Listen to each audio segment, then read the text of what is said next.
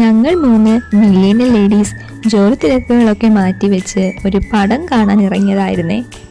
ട്രിവാൻഡ്രത്തെ ആർടെക് മോളിൽ സ്ക്രീൻ 1 സൂര്യയുടെ കറുപ്പ് മൂവിക്കാണ് ഞങ്ങൾ കയറിയത്. ഇതേ കണ്ടോ, എന്താണെന്ന് മനസ്സിലായോ?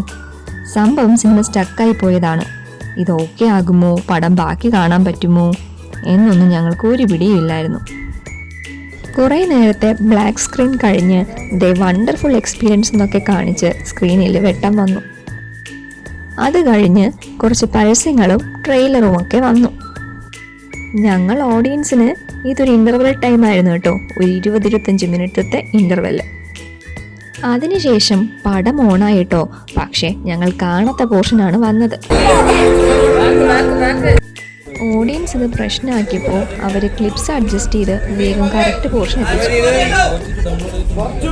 കറക്റ്റ് ക്ലിപ്പ് വന്നപ്പോൾ ഓഡിയൻസ് കൈ അടിച്ചത് പാസ്സാക്കി.